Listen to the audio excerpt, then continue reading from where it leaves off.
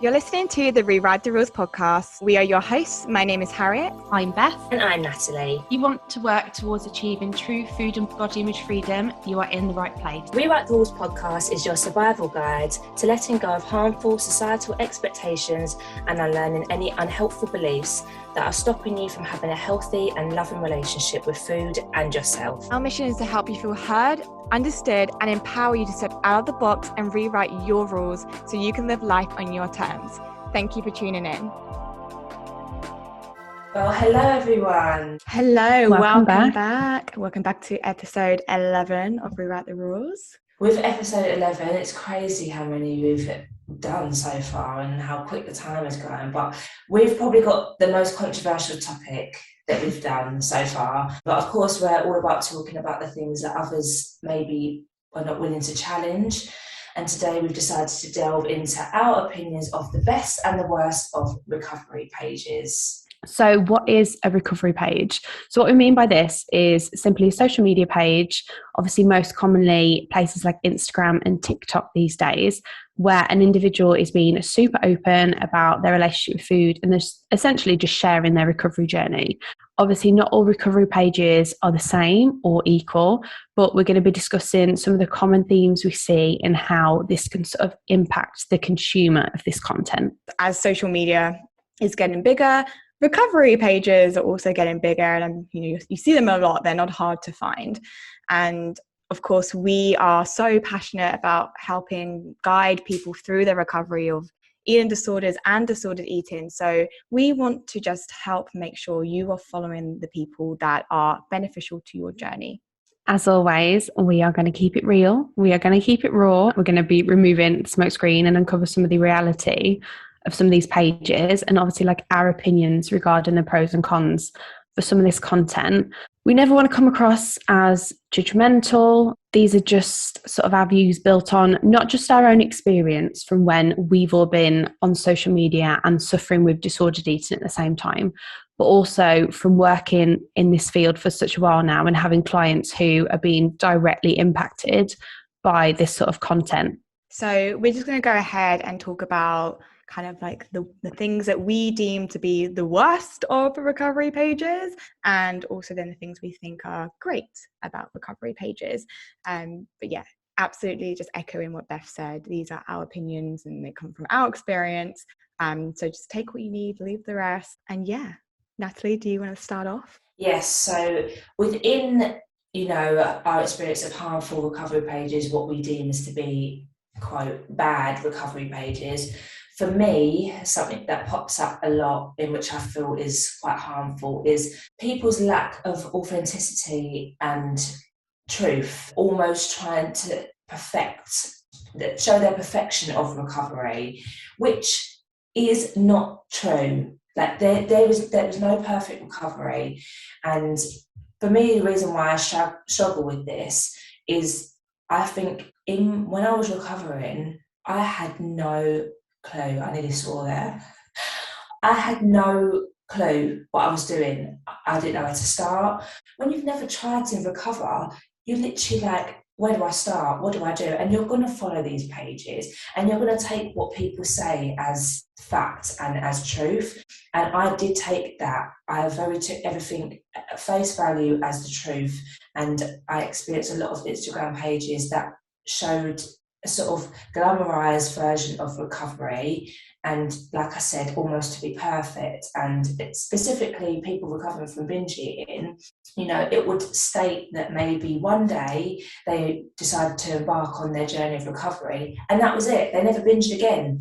And they kept on saying day 100 binge free, a year binge free. And I used to think, how have you not binged? Because I'm still sitting here binging. I think it's really important to show the ugly side of things because it makes people feel less alone.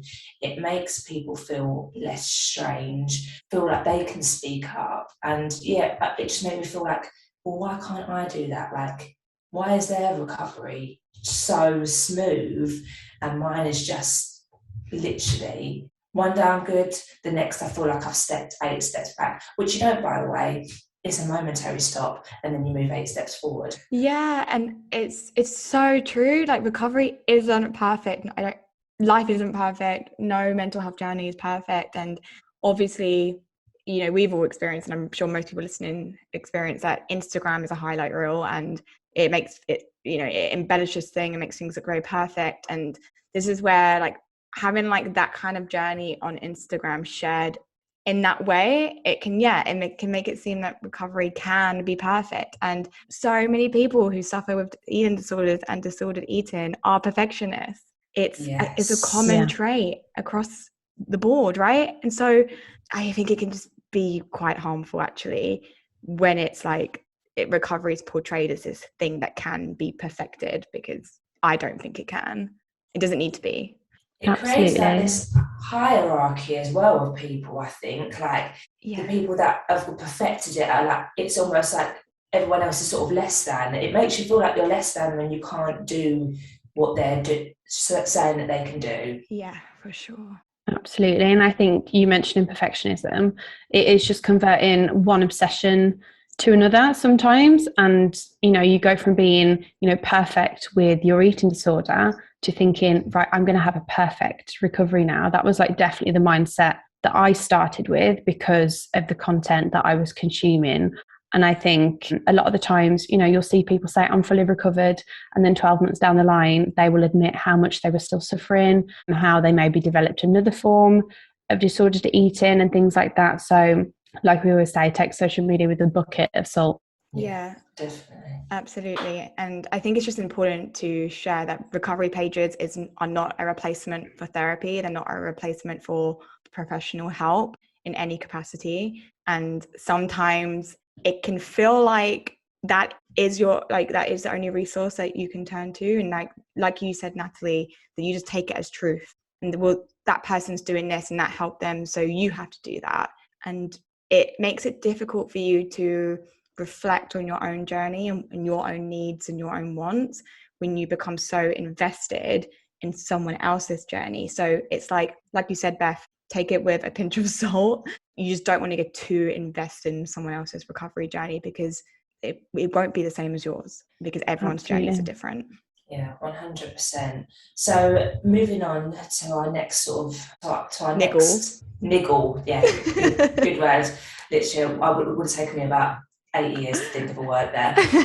Is that recovery pages that are still showing, it's very clear they're caught in diet culture / showcasing potential eating disorder behaviours. I think that there's so much that comes with an eating disorder in terms of recovery and in terms of you opening up not only to people but opening up to yourself and being honest. Because at the end of the day, we do want to show the perfect side of things. We do want to show that, hey, it's okay, come on this journey. No one wants to think, oh my God, I'm going to go on this journey and it's going to be utter shit for about how many years at some points. But then it's going to be filled with lovely times and it's going to be crap again.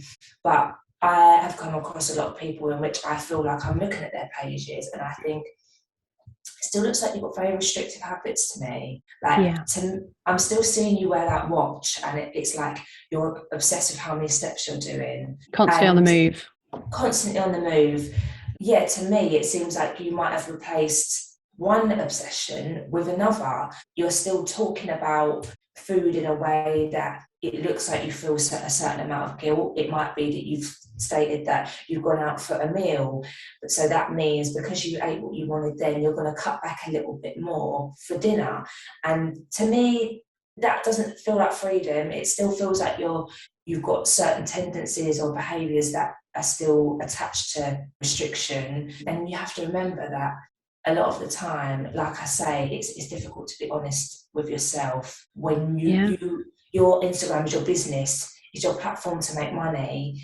And that sounds horrible, but like you feel like if you are to be honest, people are going to lose faith in you because you've been showing, hey, it was perfect, but actually I feel like I'm really struggling with this. When in actual fact, that's absolutely fine. But and then what happens? You end up justifying these behaviors. Oh, that just works for me. I feel good with this. This is healthy for me. And it's like, again, another characteristic of eating disorders and disordered eating is this like sneakiness. It's this like convincing yourself that something's working and something's right for you, when actually if you were honest with yourself and there were no repercussions for being honest with yourself, you'd probably be like, yeah, actually, that's probably a disordered behavior. And it's so hard if you're running this platform, especially when you have loads of people following you, to admit that. And then you kind of get stuck in like a hole, it feels like. I mean, I've never had a recovery page, but I can imagine you must feel so much pressure by running one of those, because it's hard to admit when you're struggling with something. Yeah, like even like our pages, we are recovered, but it doesn't necessarily, it's help, isn't it? We're trying to help people on our pages more. So like we are out of that phase of recovery. So it's not what we tend to focus on, our journey as such. So I can really imagine that there's so much pressure that comes with sharing how your journey is going. I do for that. But I think one thing I will like pat myself on the back for is that when I decided to recover and I was just like, right, everyone, this is what I'm suffering with. And I don't know how I'm going to make it out the other end, but we're going to try it anyway. And I would be like open about the fact that, oh, I've had to eat an extra snack today and I'm stressed about it. You can't say that you're recovered and then share the lack of food freedom, like all the things we mentioned about in last week's episode about only being able to eat certain foods or not being able to switch brands or having to weigh out all of your food. They're just like a couple of examples. You cannot go on there and say I am fully recovered and then still be doing things like that. If you're in the midst of recovery, I think we should encourage people to just hold their hands up and be like, yeah, my head is all over the place right now. Yeah, I am trying to work through this and like appreciating like all the support that people give you, because social media can be like an amazing tool for support and things like that. But I think, like you said, Nat, you have to sit and really analyze it and be honest with yourself and then be honest with the rest of the world. Like if you are going to share your journey,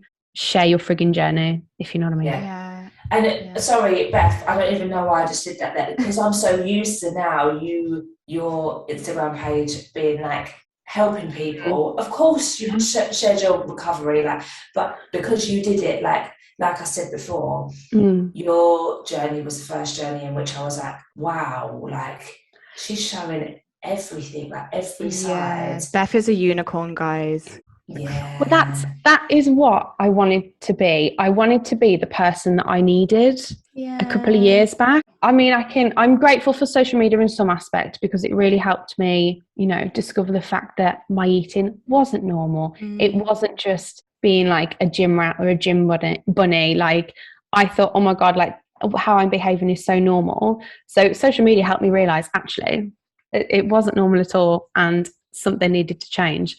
But yeah, that's why I was just like, you know what? I've got younger sisters. I'm hopefully going to have like sons or daughters one day. And I want to create like a better environment for them. And that was sort of like my motivation behind it. And you guys can even quote me and Nat on our first episode. We both said that like Beth, you had like one, like you still do have one of the most authentic accounts I've ever seen. Oh, thank you. So yeah, but you remember, Beth, when you were like, you didn't realise we were saying it at the time. Yeah, I thought you were talking about each other, and I was like, oh, that's so nice. After I listened to it back, I was so flattered. We're like, no, Beth, we're complimenting your account. Thank you, because I know how important it is. Once you are fully recovered, you've got to be authentic about every part of your journey, because I know how friggin' pissed off I used to get when I'd follow these girls and I put them on a pedestal and then I'd find out that everything they'd been posting for the past 6-12 months was a lie. And obviously, like, I want to be sympathetic. Like, I know it's hard to be honest and to put yourself out there and like the pressures, like you said, Harriet, of having to keep up an image. But it's just, it feels like you're being stabbed in the friggin' back when that happens. And I'm just like, I'm never going to be that to anyone else. Yeah, it feels like you just found out that the Easter Bunny isn't real. Yeah.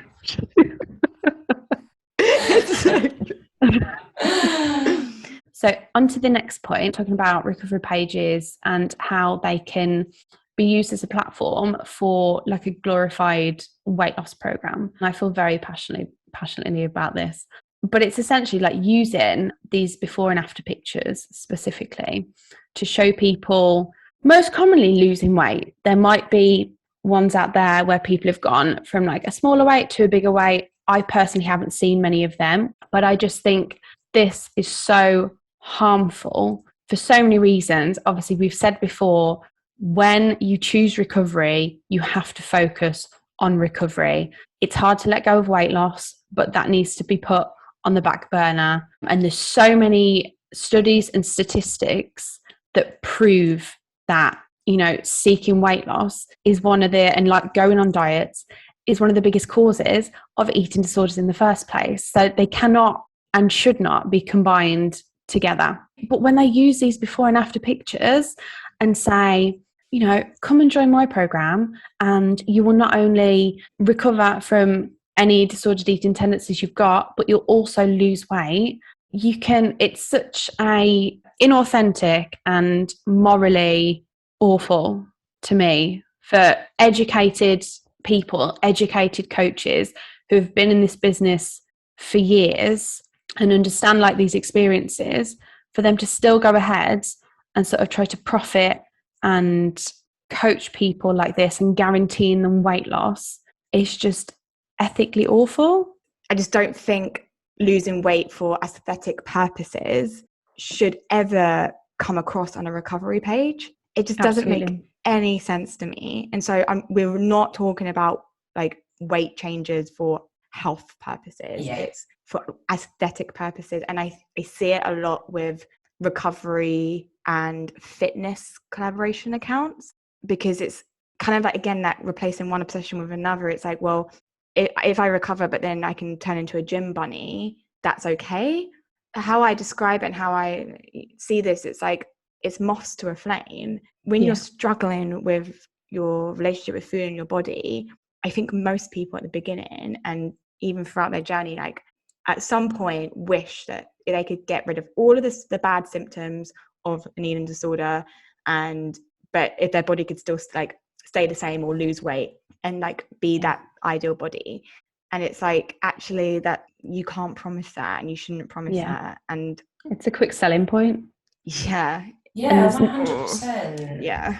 There's no way to predict what your body is going to do. There is no way to predict. It could lose weight. It could stay exactly the same. You could gain weight.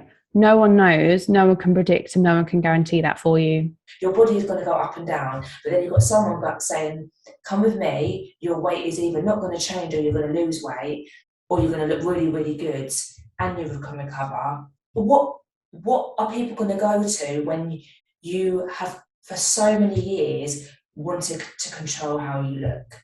You're going to go with that person. And that is why I think for anyone, and this is like me being like really passionate, for anyone to target people with eating disorders, showing that you can lose weight or it's still a diet, I think it's a no-go. It's just like, it absolutely infuriates me, because those people are the people that are susceptible. You should know what you're doing. Like, they are susceptible to becoming obsessed with this diet that you are telling them to go on, or this before and after photo. They're wanting to get a before and after photo because that's what you're showing that you're going to put on your Instagram. Oh my gosh, yeah. And the next niggle that we wanted to talk about was specifically before and after photos. Yeah.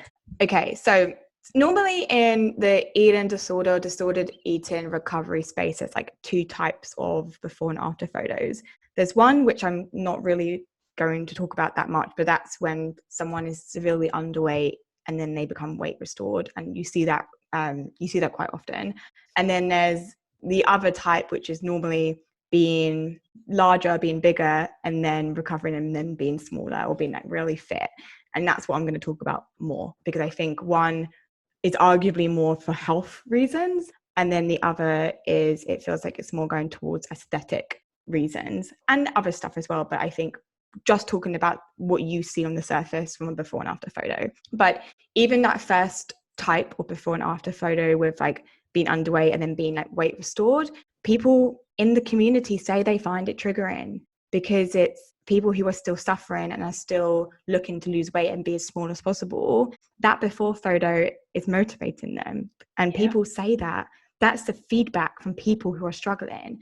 So this is where I don't get why recovery pages would even think about posting a before and after photo when people in the community are saying this is triggering me. And the way I see it is like, even if there's a handful of people who are like, no, that didn't trigger me, that helped me, why would you risk it for the people who it does trigger? Yes. You know, so that's like one type, but I want to talk more with the second type. And of course I'm speaking generally here because otherwise I could be here literally for the whole week.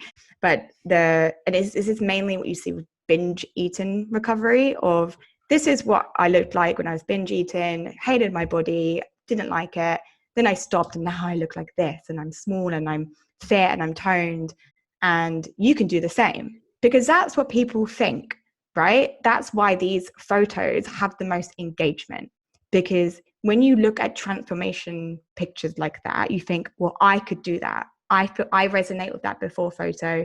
So that means if I follow you and I do what you do, I could now, resemble that after photo. And there's so many reasons why I think before and after photos just shouldn't be, again, part of a recovery page. If it's like a pure fitness page, or even like pages like that just stay in their lane, they're just about weight loss, but they're nothing to do with disordered eating or eating disorders, fine. But in the recovery space, I just don't think it has a place, because one, it demonizes that before body, and it can be very fat phobic, just to be completely blunt. And, I remember, obviously I'm fully recovered. I feel absolutely fine in my body, but I remember I saw a recovery page put a before and after photo, and her before photo was like, I was like, that looks like my body right now. Like, Yeah. you're the same size I am now. And the whole caption was talking about how shit she thought she looked, and obviously that's her experience and that's valid. Like, you're allowed to have that opinion. But I just think, I wonder how many other people were thinking the same. Of like, Yeah. oh, I look like that. Should I change? And it's so disheartening to look at the before picture and think, that's me. Yeah.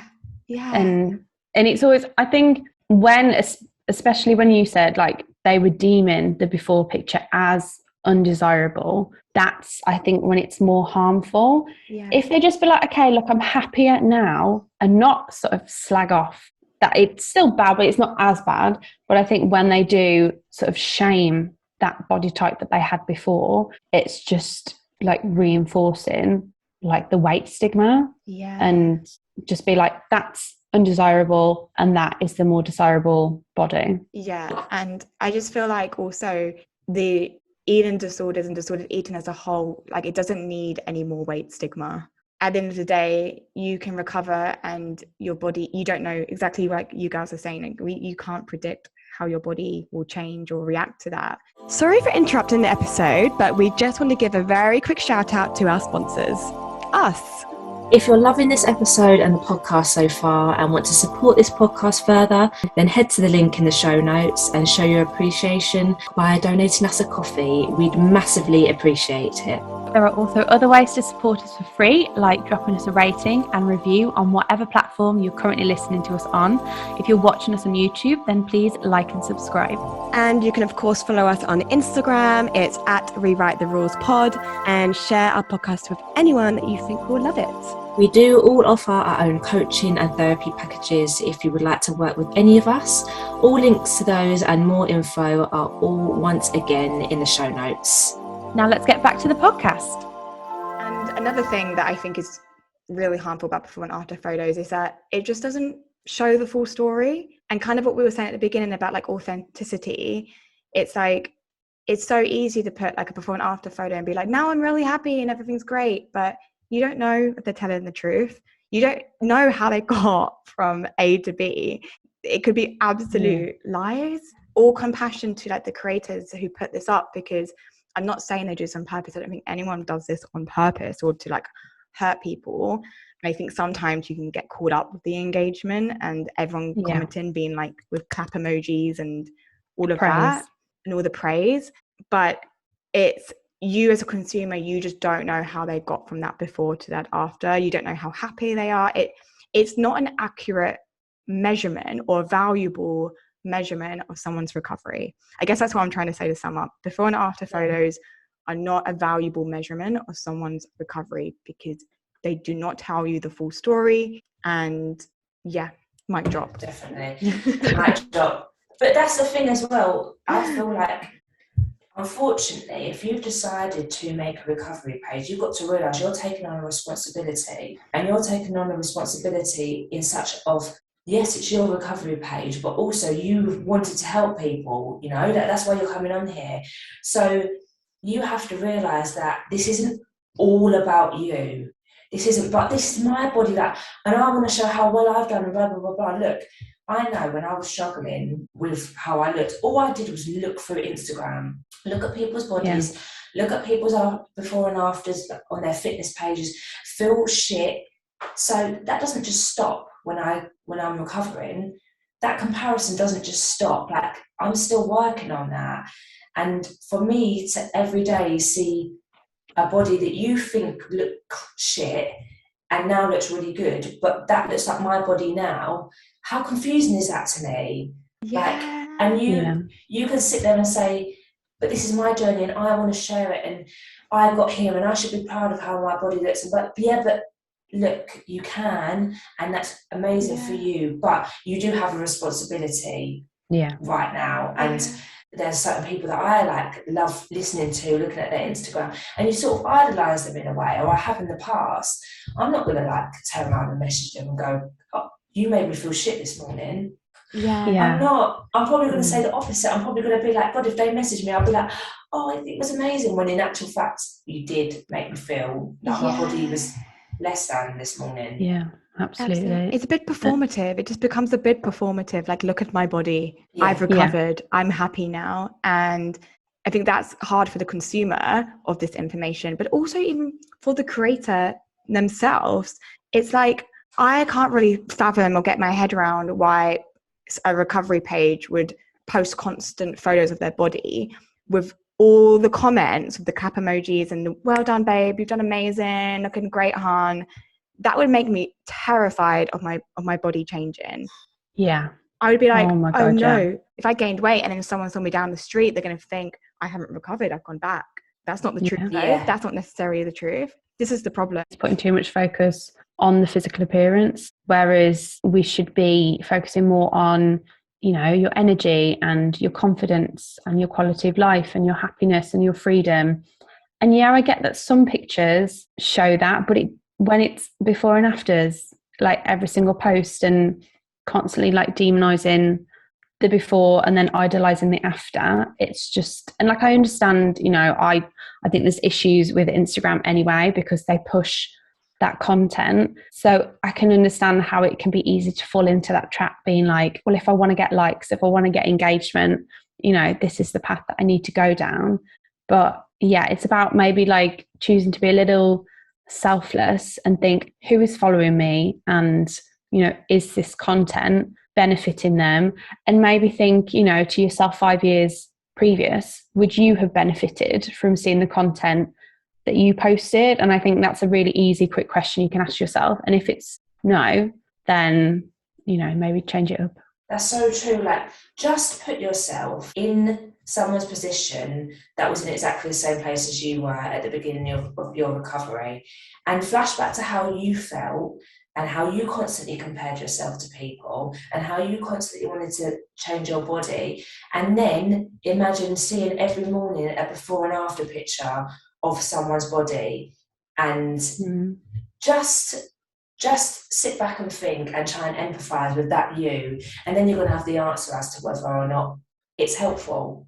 Yeah. My final point on this, because I could talk all day, is that recovery is so much more than how your body looks and how your body changes. And I know some people might disagree with that, but when you recover, you gain so much more than just your body changing. You gain peace, happiness, energy. You're smiling with your friends again. You're able to enjoy life again. You're able to be present. You're able to feel free. And those are the things I think are so valuable, and things that deep down people actually want. But this isn't portrayed on recovery pages when every photo is a picture of their body and a before and after photo. You lose sight of what recovery actually means. I think the mission gets confused and people then go down the wrong path and then get easily more triggered, and it's just this false sense of recovery, which, you know, who wants that? I assume everyone who wants to recover wants to properly recover and not have this like faux recovery. 100%. Shall we move on to what I eat in a day? Like, as someone who, like, I always post pictures of my food, so I feel like I can really give so many opinions on this.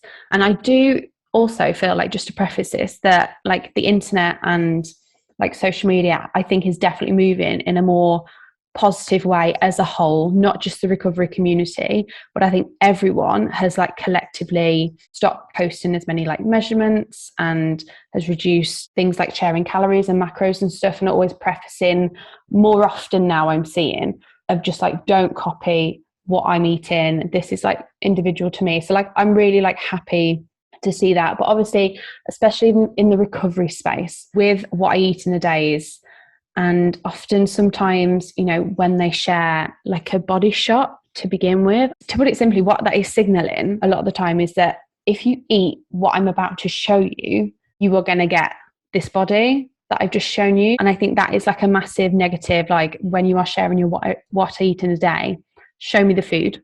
I don't need to see anything else. Yeah, you know who also hates that? Abby Sharp. Yes. Abby's Kitchen. Yeah, Yeah. she reviews people's what I eat in a day. And if there's Yeah. any body checking at the beginning, she always says, don't think that was Pack it in. necessary. Pack it in. Maybe not for the next one. Absolutely. But like, obviously, why this is like a negative thing is that people can get obsessed with copying other people. Obviously, when you are in recovery, you are more susceptible to things like this. Yeah, it's okay, you being fully recovered and thinking, you know, whatever anyone else eats doesn't affect me. I feel that, and that's a great mentality to have. But when you are in recovery or suffering with disordered eating, you are so susceptible to feeling lost and wanting to grab onto everything you consume, thinking, well, you know, Beth has crumpets every day for breakfast, I'm going to have crumpets every day for breakfast. Beth only eats X amount of calories, might be like, I'm going to do that as well because I want to look like Beth, to be like Beth. Like, it can be like heavily negative. And when we see people like obsessing with like not changing up their food as well, so like only eating certain bagels and not other bagels. I personally like didn't eat normal bagels for like 3 years because I saw everyone eating bagel thins, and I thought, oh, if no one else is eating normal bagels, I can't eat normal bagels. And that's how like easily impressionable you can be when you are suffering in that way. It's a really difficult one, because if someone sees a what I eat in a day and it inspires them to eat a fear food, I think that's a good thing. But at the same time, if the only reason why someone is challenging themselves to eat a fear food is because their favorite influencer online is doing it, I think it's not really a stable foundation. Because if that influencer then actually decides, oh, actually, guys, you know, today I fancy having my bagel thins, that consumer who was purely relying on eating the normal bagels because this one influencer might be like, well, maybe I should have bagel thins. So now instead of challenging a fear food because that person believes that they can cope with that food and because they enjoy that food and because it's their decision, suddenly it's turned into, the only reason why I'm doing it is because that person did it, and now it's okay. They've given me permission. When they include calories as well, that's a big no-no, because that just proves that they aren't out of that disordered eating mindset if they're still, you know, trusting numbers to tell them what their body needs instead of listening to their body. So like, when the what I eat in a day is share like the body pose at the start, include calories or include macros or include measurements of food and things like that, that's when they can become really negative. I think there's a way, like you said, to make them more positive and be like, oh yeah, we're inspiring people to eat new foods, or just like, you know, try new recipes. Like, even yesterday I saw a girl and she put up a picture of some lovely homemade kebabs, and I was thinking, I can make that and that looks absolutely delicious. So like, giving that little bit of inspiration is so good and positive. And like, you know, if there's certain foods that you've sort of mentally labeled, if you're in recovery and you've mentally labeled some foods as off limits, and then you see someone else eating it, it might like light a fire inside of you, maybe start like challenging some of those food labels and, you know, allowing yourself different foods, especially when like, you know, when carbs were heavily demonized. I think I very much benefited from seeing other women, like other people, but other women eating pasta. And I was just like, oh, okay, everyone's eating pasta. I thought these were like, you know, the demon. Maybe we can do this.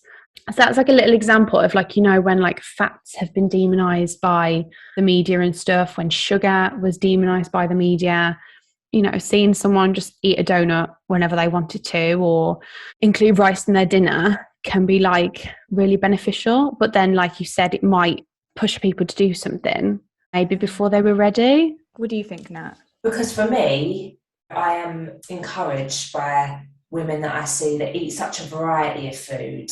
It's when I see, oh my God, like they went out for dinner 4 times this week and they showed me their food and like, oh my God, they've made this recipe and like they've had 2 carbs on their plate.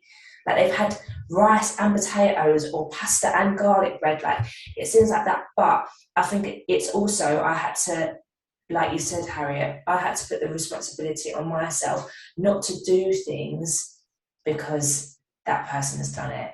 I'm challenging it for me, and no matter if they change, I'm not going to be swayed by them. I'm going to carry on my journey. They've given me that little bit of inspiration now, and that's that. You have to sit with yourself and realise, are you challenging these foods because it's what you want to do, or it's because you're following and you're influenced by somebody else? Yeah, I guess it's like they should complement your journey and your drive to challenge certain foods, but they shouldn't be your sole source of why you're challenging those foods. Absolutely. Well, that leads us very nicely to our last niggle, and this will be just a quick one because I think we've already shared a lot of this or a lot of aspects of this point, but that is just the oversharing of numbers, so calories, weight, exercise figures.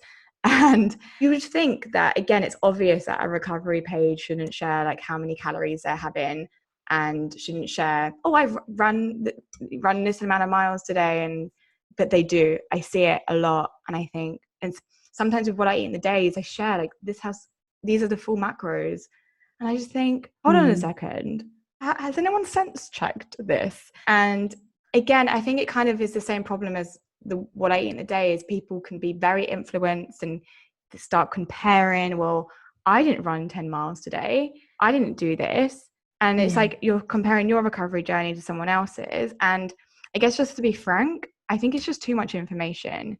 You yourself in your recovery journey can know these figures, can know these numbers. I don't think it's helping anyone else for you to share those numbers. And quite frankly, even if it is, you shouldn't be the person providing that information. That should be someone who is trained to give that information on nutrition, on exercise, on, you know, weight stuff. It shouldn't really come from just I don't mean this in a mean way, but like some random person sharing their journey, like, because you don't know that person. They're not, and again, like I said at the beginning, recovery pages are not a replacement for professional help.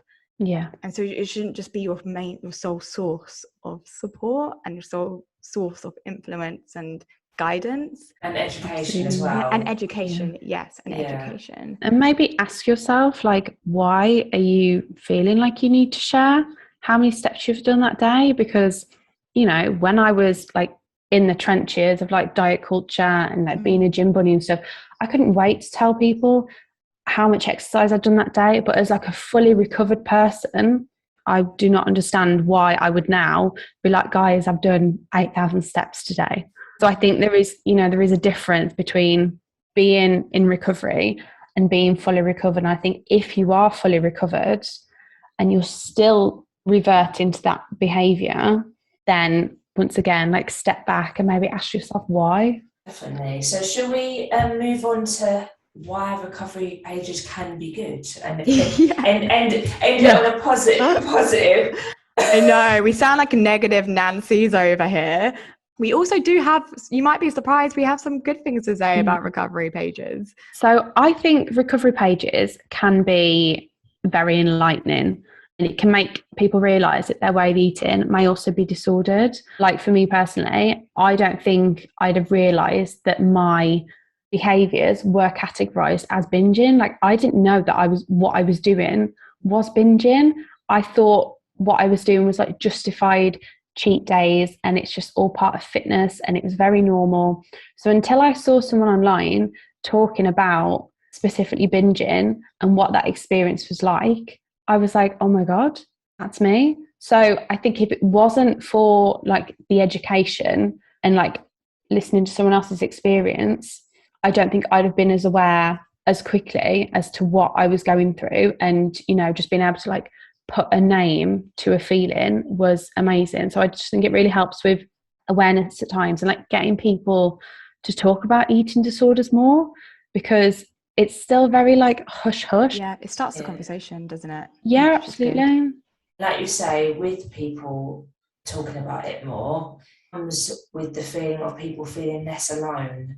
Makes people feel like they can find a community of people that are understanding of their situation, and you know, you can find support in that. And when you are on your journey, it's nice to feel like you're not the only one doing it, because a lot of the time we are scared to tell people around us, because that comes with, you don't want to worry your family, you feel like they're going to look at you in a different way, or they're just not going to understand. And I think that people feeling that, oh my God, I found this person that completely gets what I'm going through. I remember the first time I spoke to somebody and they said that they had binge eating, I was like, the relief of like, you get it, like you actually get it. Like I don't have to sit here and like to really try to explain what is going on in my head. Like I can just say, I uncontrollably can't stop eating. Like there's no off switch. It's like a red mist comes over me when I eat, and they're like, oh my God, same. And like feeling less alone in that sense, that is why recovery pages can be good. Yeah. Definitely, because it's such an isolating struggle. You feel like you're the only person in the world who's struggling. That's what it feels like for a lot of people, because you're the center of your own universe. And so if you're having a bad body image day, you're not thinking, well, I wonder if other people are having a bad body image day. You're just thinking about you. So I think actually there's something to say about, you know, jumping on social media and seeing someone who you look up to, potentially on that day sharing, hey, I'm having a bad body image day. And suddenly now you don't feel alone. You feel, oh, actually, maybe this is normal. Maybe there's nothing wrong with me. I'm just having a bad body image day. Absolutely. And it's all about like finding a community, isn't it? Like that's all people want, is to be able to find a community, especially if you've got people like in your personal life who don't understand and like maybe can't give you that support that you maybe need. You know, another good point about recovery accounts is that if it does give you that initial inspiration and that motivation to start or keep going, I think that's great. And you know, I have many clients who on their first session, when I say, well, why are you here? They say, I saw someone online start their recovery journey, so I wanted to start this journey. Or especially if I get like referrals, it's like, well, so-and-so referred you to me, so I want to be here. And I'm like, that's great. That's amazing. But now let's figure out your individual why and making sure that's solid. Natalie, I know you love that. You know, let's get that clear and we'll go from there. But yeah, of course, I'm never ever going to think that anyone's initial inspiration and drive for doing something is a bad thing. And if it's come to my recovery page, that's awesome. It's just using it responsibly, I guess. And and checking in and with yourself and making sure it's right for you. And because at the end of the day, also, you might follow someone at the beginning and that gave you that drive, that spark, and you're feeling great. But actually, as you progress with your recovery journey, you might think, oh, actually, I'm not so much resonating with this person anymore. So it's okay, actually, to decide midway through, you helped me to start off with. I'm thankful and grateful. I wish you the best, but I don't need to follow you anymore. And that's when you can press the mute or the unfollow button. And that's okay. You can change your mind. Again, as humans, we change. So, you know, you might start a recovery page that turns into something else. Like, I mean, my initial Instagram account was purely for fitness and like gym.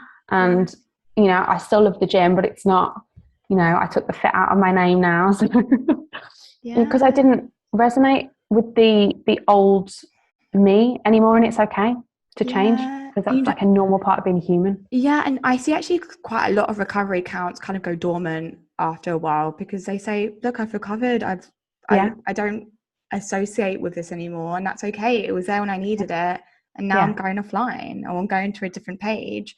Yeah. It's okay. And so it's also okay for you as a consumer that if you don't resonate anymore, you're allowed to cut ties there, and you don't need to feel like you're super committed or like you're letting that person down. This is about you, your journey, your health, your happiness, your life. So you just need to always do what's best for you. Yeah, I guess kind of to wrap up, again, no recovery account is the same. They're all different. They're run by literally different people, different human beings. So you won't necessarily find this on every single person's page. And of course, this isn't demonizing anyone, or this isn't a witch hunt for anyone who may do the niggles that we spoke about. But it's for you it's more an invitation for you to invite awareness into, is the person I'm following, is it helpful for me? Do I need to be following them? And even if you're watching this and you have a recovery page, maybe even thinking about how you run your account, and actually, is it helping you?